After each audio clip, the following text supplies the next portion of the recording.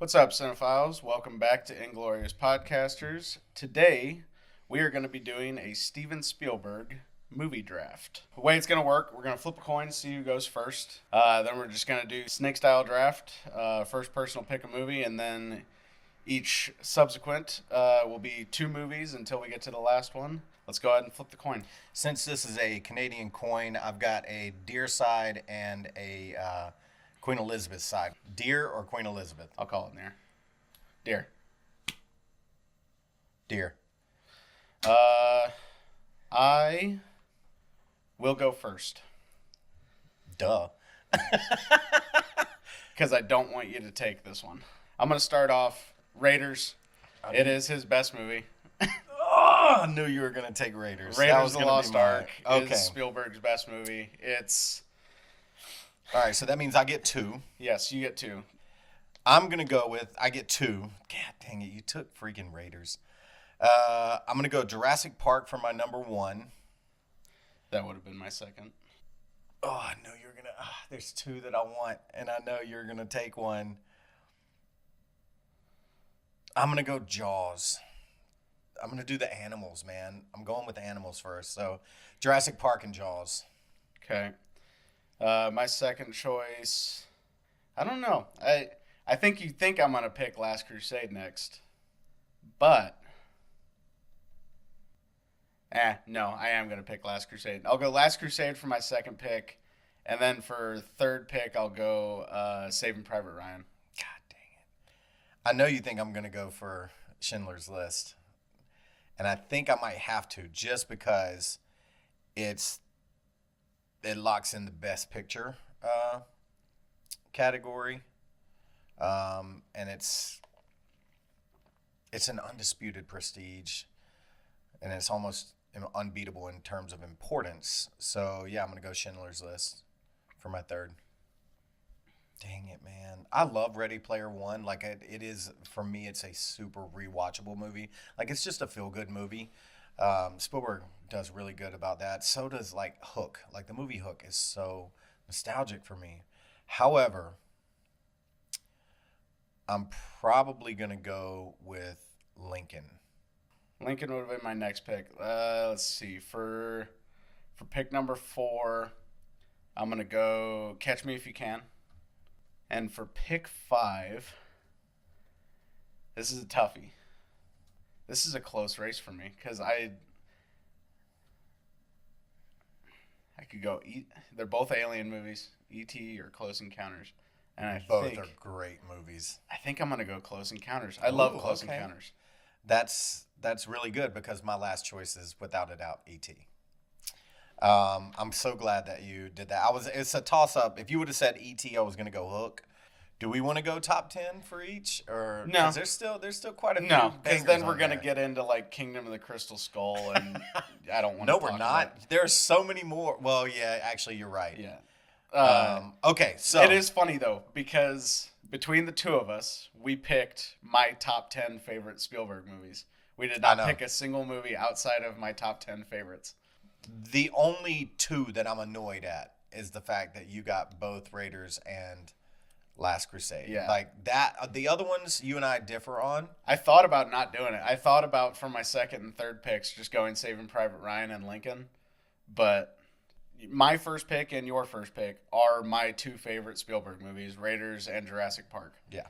They represent two different periods of his career. Mm-hmm. Raiders is kind of on the just coming off of the early years of Jaws. It was 1981, and it is maybe the most perfect movie, one of the most perfect movies ever made.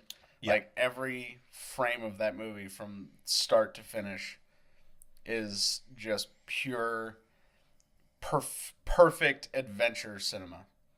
I could argue the same thing for Jurassic Park. The reason I think Jurassic Park, it's the only one that stands toe to toe with Raiders. Jurassic Park being the fact that it was the first time that CGI was as successful in essentially just given the audience the ability to escape a world where it looked genuinely real, And it still holds and up. it still holds up. In Mo- fact, I think it holds up a little bit more than any of the newer Jurassic Parks with the newer CGI. I would say there are very few, if any, shots in that movie that don't still hold up. Yeah. There had been movies that had used CG before, but not nearly as much as in that movie, and not nearly as believable. If your next one is Last Crusade, I'd probably put Jaws up against Last Crusade, in terms of it was the first time that Spielberg really put fear in people. Most of his movies are very adventurous, but Jaws scared the crap out of me as a kid. I don't know about the first time you watched it, but I think I was like 12, and no one wanted to go in the water after that. And Jaws is actually most people's introduction to Spielberg, because that was his first big movie. Yeah.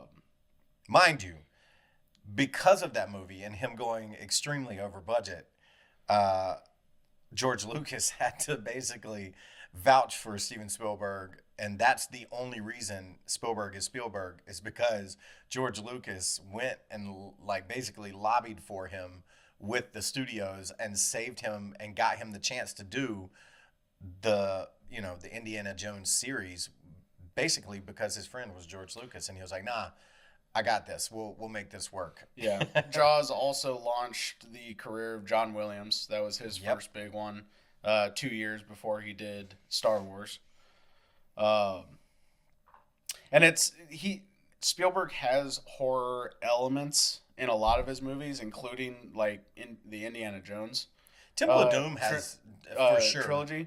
That's his only just straight up horror movie though that he's made. I don't know, Schindler's List. That's kind of horror. That's a different kind of horror, but it is a horror movie. It's horrible. It's deplorable. Same can be said with Saving Private Ryan too. Oh yeah. Well, that's just a war movie to certain people, right? Like there were World War II vets that went and saw that movie and had to just leave the theater after the first scene. Yeah. Because it was too real and overwhelming. But no, Last Crusade, when I was a kid, it was actually my favorite Indiana Jones movie. For a good portion of my life, it was my favorite Indiana Jones movie. It wasn't until I was older that Raiders kind of overtook it. Because I would say it's almost as good of a movie as Raiders is. But it has one element to it that Raiders doesn't have, and that's the father-son relationship. Yeah. Raiders and Last Crusade are very similar movies, but that's that's the part where it kind of veers off and does its own thing, is it has that relationship between him and his dad. Let's talk about Temple of Doom, because neither one of us picked Temple of Doom. Mm-hmm. I love Temple of Doom. I love Short Round. Ke Huy Quan is phenomenal, and we can get into him later on another episode. But I liked the Art Deco noir era that movie took place in. For the most part, it was really classy. The women in all of the Indiana Jones movies are always really classy, but taking someone like your dame in that movie into the jungle, with high heels and a silk dress, and forcing her, to walk down a tunnel full of spiders and arachnids, was, it was fun. It showcased that people being put outside of their element, next to a character who, as to quote Indiana Jones in the third one, this happens to me every day. Yeah. This doesn't happen to me. Well, it happens to me every day. I thought that was really, really fun, but I think that's the only movie that showcases what we were talking about earlier with horror. Mm-hmm. In that temple, like people doing like the cultish, the human sacrifice, the body torture, the reaching into the chest and ripping out a beating heart, like is legit horror. I couldn't watch the monkey brain scene when I was a kid. Oh, I couldn't either. I always had to look away. And that guy that slurps it, he's like, delicious. And I was like, My third pick was Saving Private Ryan. Saving Private Ryan, to me, is maybe the most... It might be one of the best war movies ever made. First off, the cinematography in both of these movies is amazing. Very different. Very different. Schindler's List, you have some of the best black and white cinematography maybe ever. And then Saving Private Ryan, you have that super gritty, realistic, immersive, handheld throughout the whole movie. It'd be interesting to know like what percentage of Saving Private Ryan was shot handheld, because it feels like so much of that movie is handheld camera. Let's talk about the cast too. Saving Private Ryan was just riddled with A-listers, from Tom Hanks and Matt Damon. You had Tom Sizemore, rest in peace. Edward Burns, Barry Pepper, he is such an underrated actor. Yes. And just now I'm remembering freaking Vin Diesel is in that movie. You got Paul Giamatti, Ted Danson, Giovanni Ribisi, Adam Goldberg. And if I'm not mistaken, we had a conversation about this movie. Weren't there like mad other people in that movie and they were cut down in their Bryan role? Cranston's in it for one scene. Yep. He's literally in one scene, and I think he maybe has one line. That's crazy. Yeah, that movie was just incredibly cast, incredibly acted, shot. Nathan Fillion shows up in one scene. Yep. Yeah, it's a crazy cast. Ryan. Dennis Farina. Ryan Hurst. Yep. Ryan Hurst shows up in one scene. As far as war movies go, it is a very rewatchable war movie. Yeah. Because there are some war movies where you just watch it and you're just like, I don't know if I need to watch that again because I got what I needed out of it. But one thing that Steven Spielberg does extremely well, and Steven Spielberg is my favorite director of all time, because of this. His movies are I don't know if a single one of his movies aren't about hope. I would say Steven Spielberg, more than any other director, is probably responsible for pulling cinema out of the nihilism of early 70s cinema. Yeah. Because late 60s and early 70s cinema was extremely nihilistic. Yes. Extremely nihilistic. And he, with some of his earlier movies, with Jaws, Raiders, he kind of brought Hollywood kind of out of that nihilism phase and into the fun, like family blockbuster phase. Yeah. But no, I think what makes Saving Private Ryan more rewatchable than a lot of other war movies is the amount of character in it. It doesn't focus on the action. The entire movie is character building until you get to like the very end. It's just getting to know every single member of this group that's going to find Private Ryan. Yeah. And I think that's what makes it rewatchable is the amount of character building in it. Yeah. As opposed to a lot of other war movies that just kind of focuses on action. And all the characters are just kind of get pushed to the side in favor of the action. All right, let's go to number 4. Who do you got? My fourth pick was Catch Me If You Can. And mine was Lincoln. That's a tough one to compare. That is a very tough one to compare. Very different. Completely different. You like Catch Me If You Can a lot more than I do. However, Tom Hanks is one of my favorite actors of all time. And then, of course, you got Leo. So, Catch Me If You Can, to me, is one of the most fun movies. that he's made. It reminds me a lot of, oh my gosh, what's the movie with Matt Damon where something men, the Amendment Men? No. Monuments Men? No, where he's like running through the city and there's like a notebook. Oh my gosh. Adjustment Bureau? Adjustment Bureau. Thank you.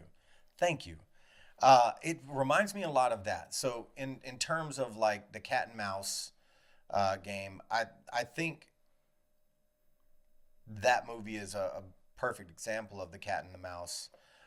It's also a film where you kind of root for the bad guy because it's fun and innocent. Yeah.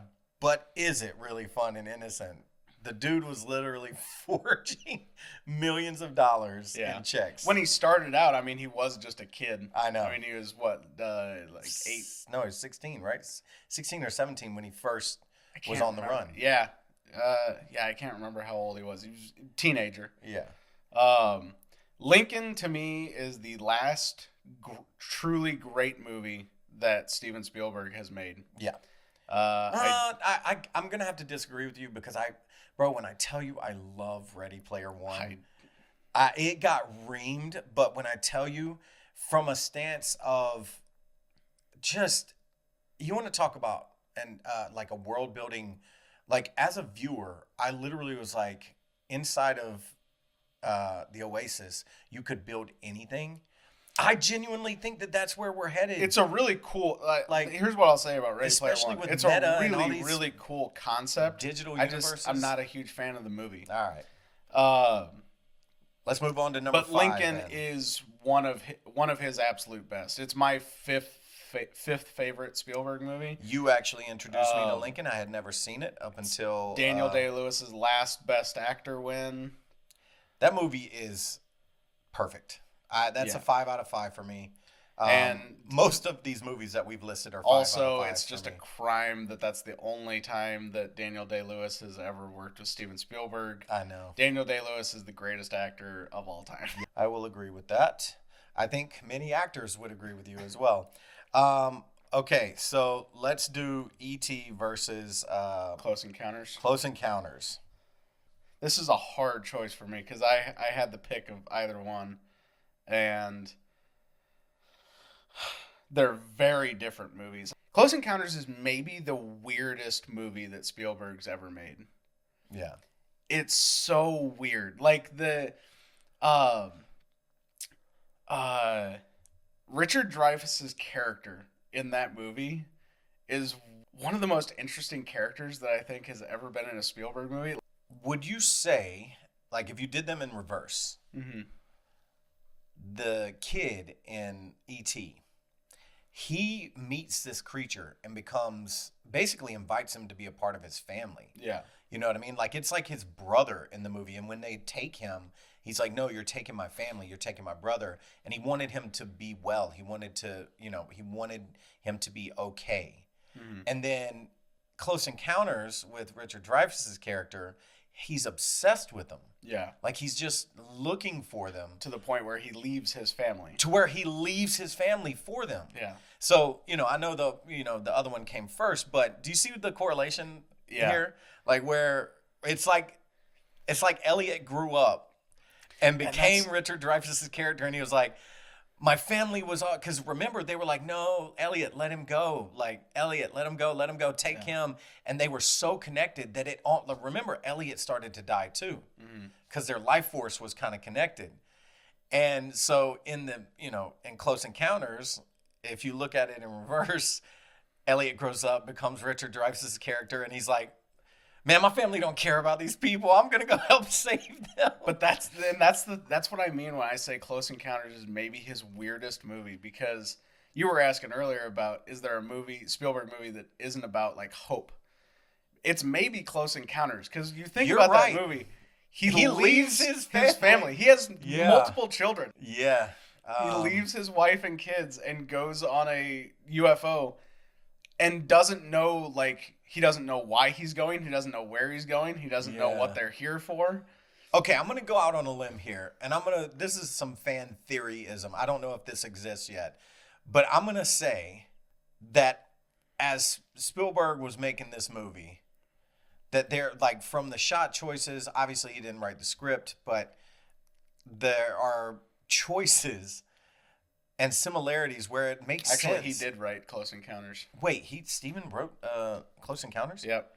Then that gives me way more of an idea of, like, if you watch Spielberg's documentary, his family relationships were very torn. You see this with The Fabelmans, where he finally says, like, hey, I feel like I can talk about this. Mm-hmm. You know, it was very therapeutic for him, according to his documentary. And if you haven't seen it, please go watch it. It is one of the best documentaries. I love it.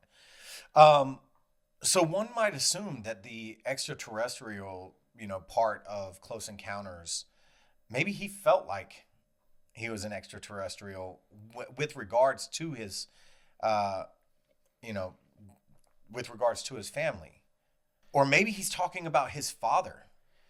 You know what I mean? Like, there was this whole, like, his mom and his dad and, his mom cheating and stuff like that. Like, there's just a whole... It's a theme in a lot of his movies. The kind of messed up, broken family. You see it in Catch Me If You Can. You see it in E.T. a little bit. You see it in Close Encounters. You see it in War of the Worlds, The Fabelmans. Like, it's a very common theme in a lot of his movies. Before we do the final verdict on the list, just what's one honorable mention that would have just missed, that would have been your next pick? For me, it would have been Amistad. I already told you, I love Hook. Like, Hook is magical from a grown man remembering that it's okay to be a kid, that it's only about family. Like, the themes that are addressed in that movie bring you all the way back to family is the only thing that matters. And that's why that movie, reigns so high on my list. I think Hook, man, it's just too nostalgic for me. Yeah. It's way too nostalgic. It looks freaking amazing. Dustin Hoffman's so good. So, I mean, everybody in that movie is perfect. Yeah. Yeah, you have Julia Roberts. Julia Roberts is in that movie as Tinkerbell. Gwyneth Paltrow in that little flashback as Wendy. Yeah, as Wendy. That was one of Gwyneth Paltrow's first film roles. All right, so we're going head to head now. Yeah, let's see who won this draft. I think the only reason that I win is because I have Indiana Jones. Yes. Outside of Indiana Jones, you maybe have his best other films. Probably. Saving Private Ryan is, I would say, probably my fourth favorite Spielberg movie. But you have Jurassic Park, Jaws, and E.T., which I would say, outside of Indiana Jones, those are his three most iconic movies. Okay. Jurassic Park, let's do this. Jaws, and E.T. Let's do this. Rewatchability. Just from that, whose list wins? It's close. It is so close. It's close. I would say Schindler's List is maybe the least rewatchable. Without a doubt. Of all these. Followed by Catch Me If You Can for me, and then Close Encounters, and then Saving Private Ryan. But I have seen Raiders. I've seen Last Crusade. I've seen Jurassic Park and Jaws and E.T. easily 20 times a piece, probably. So I've probably only seen E.T. from start to finish maybe a handful of times in my life. I've seen Raiders and Last Crusade 20 plus times. Way more than that. Yeah. Way more than that. Yeah, I'd say easily over 50 times each. Okay. Then if we're going off of that, the only same with Jurassic Park. Jurassic Park is the only one on my list that I have seen like that many times. Yours, I would say, I think yours edges over for rewatchability because you've got the two Raiders films. In terms of John Williams, you win. Oh, without a doubt. You win because even though even though Raiders and even Last though Crusade. even though his Indiana Jones themes are maybe my favorite of his. E.T., You have Jaws, and Jurassic Park, Jaws, and E.T. Yeah. So you win as far as the John Williams front Okay, goes. so all right. So let's go box office. Ooh, this one will be fun. Box office. My guess is that you're probably going to win that one. Between Jurassic Park, Jaws, and E.T. You think? I would think so. I know Jaws and E.T. and Jurassic Park were massive, but Saving Private Ryan and Raiders were massive as well. Yeah. Ooh, yeah, Jurassic Park was massive. Yeah, Jurassic Park was Holy huge. crap. Okay, so I win by $1 billion total. Mm-hmm. So Jaws, it says Jaws made $470 million, Jurassic Park $1.5 billion, Lincoln $275 million, Schindler's List $320 million, and E.T. $790. Raiders $390 million, Indiana Jones Last Crusade $480 million, Close Encounters $300 million, Catch Me If You Can $350 million, and Saving Private Ryan $480 million.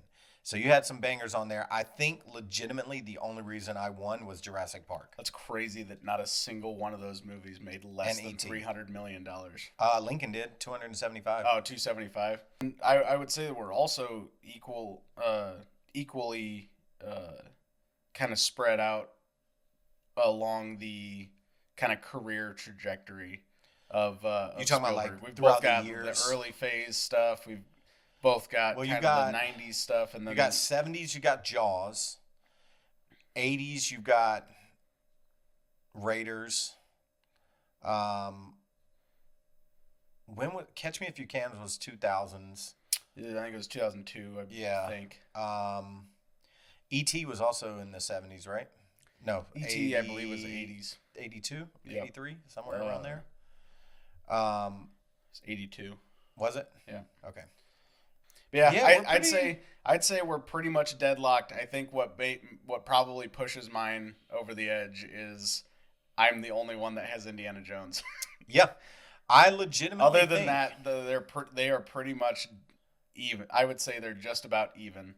I think what's funny is I won the music and I won the box office, but I don't care about either one of those. I only care about rewatchability. Like, how many times am I coming back to watch somebody's body of work? Yeah. And I think your list edges mine out a little bit. Both of these lists are amazing. Really, what pushes mine over the edge is his most iconic movies are the Indiana Jones, and I'm the only one with Indiana Jones. Yeah.